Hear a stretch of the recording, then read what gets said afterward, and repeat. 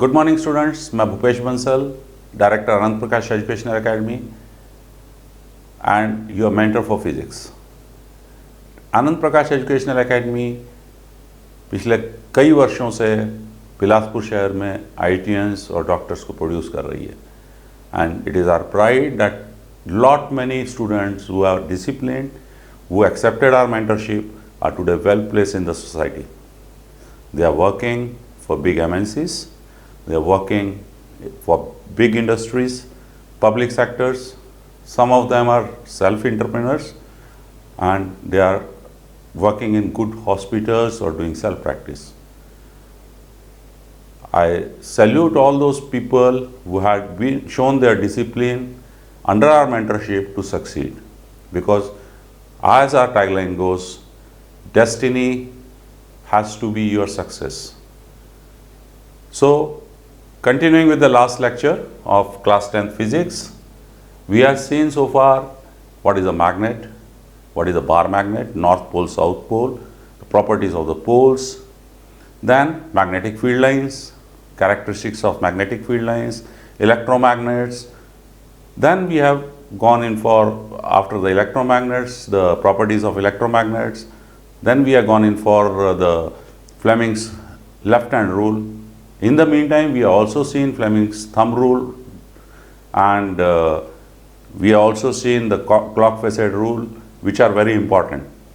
So today we are going to start from working of a motor. As was discussed during last session, when a magnetic field in this particular case is working from west to east,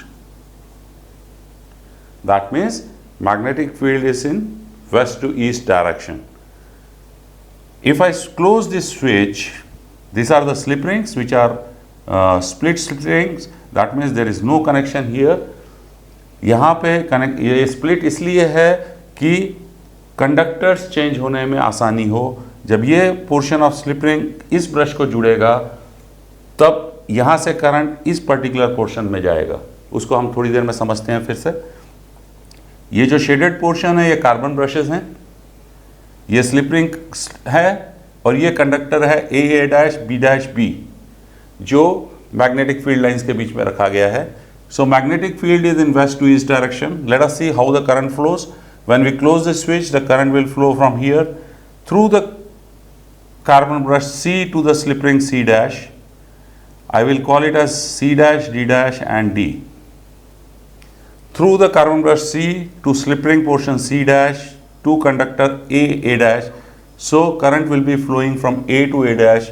That means it will be flowing, this is magnetic field. Current is from south to north. That means magnetic field is like this. Current is from south to north, so the force is inward force. I will directly draw a circle with a dot to indicate that this is the inward force.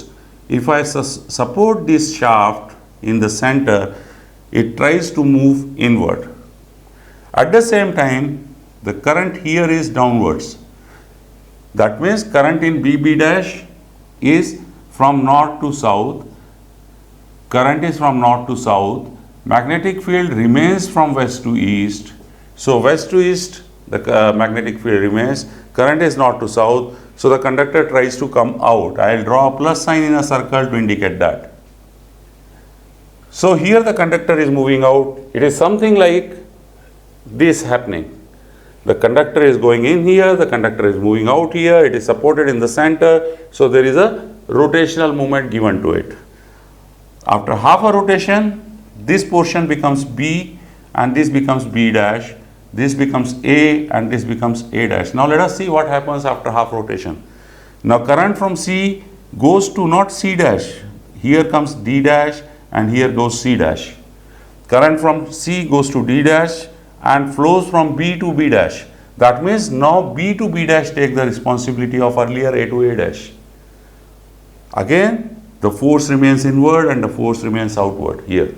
So it will continue to move like this only. So it will impart a anti-clockwise movement when I see it from the top. Anti-clockwise movement, clockwise movement when I see it from the top to this coil.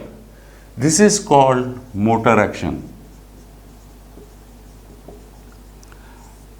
Now normally this is a very simplified model of a motor we have seen.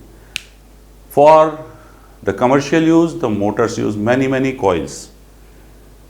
The magnets also are electromagnets, not the bar magnets. But the working of a motor is always on the same principle. So we have to be thorough with the principle of working of a motor. So that we can see how the bigger motor works. Now coming down to the next part of the lecture, that is electromagnetic induction. As we have seen, if current is passed through a conductor in a magnetic field, there is a deflection. Vice versa also is true. That means if we place a conductor in a magnetic field, like say this is a magnetic field, this is the north pole, this is a south pole, and we place a conductor here and connect this conductor to a galvanometer, and if we move this portion of the conductor which is within the magnetic field either upwards or downwards or continuously keep on moving it, we will see deflection in this galvanometer. Deflection will be one way around when we are moving it upwards, deflection will be the other way around when we are moving it downwards. What does that show? That shows when a conductor is moved in a electrical field, it is not carrying the current. The current or the voltage is induced into it. That's why we are seeing a current flow through that conductor. But as soon as we stop the movement, suppose I move it upwards and stop it, the galvanometer deflection also will stop. So it requires a continuous movement so that the deflection is always there. Similar is the case, suppose I have shown you the case of a straight conductor. Similar is the case with a coil. Suppose I have a coil.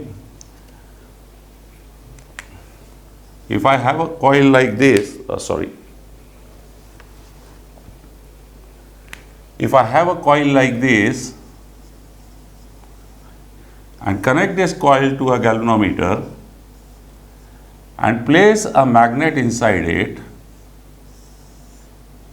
suppose this is the north pole of the magnet and this is the south pole of the magnet, and I keep on moving this magnet in and out, then I can see the deflection in this galvanometer. One way when we are moving it out, the other way when we are moving it inside. That shows the electromagnetic induction in a conductor due to movement of magnet. So in this case, the law applicable is Fleming's right hand rule. This is also called as generator rule. In this case, the first finger shows the magnetic field like the left hand rule. The middle finger shows the direction of current, which is the induced current, and the thumb shows the direction of force. Now let us try to see it here. When I said, when I used a straight conductor, first let us start with the straight conductor.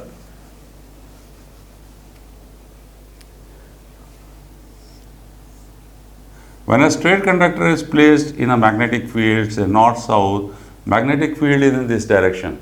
That means from west to east.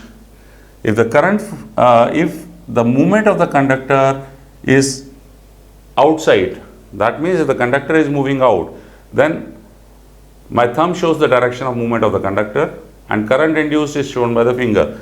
So if the conductor is being moved out, then the current is in this direction. When the conductor is moved inside, the current will be in downward direction. This is called Fleming's right hand rule. Now, before we proceed further with the generators, we need to study what are the different types of currents. One is called direct current, the other is called alternating current. Direct current क्या होता है? Direct current वो होता है जहाँ पे current अपनी direction change नहीं करता है. Direct current, no change of direction. तो इसका मतलब है ऑल्टरनेटिंग करंट, इसको डीसी भी लिखते हैं। Alternating current means there is a change of direction, but again this change of direction has to be in equal time frames.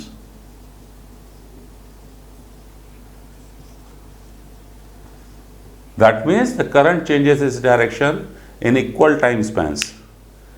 Then that is called alternating current.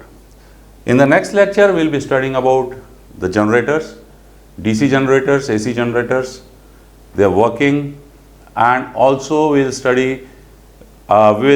with the numericals and questions on this chapter. Till then, take care, be safe, and keep on liking the videos and subscribing to the channel. Thank you very much.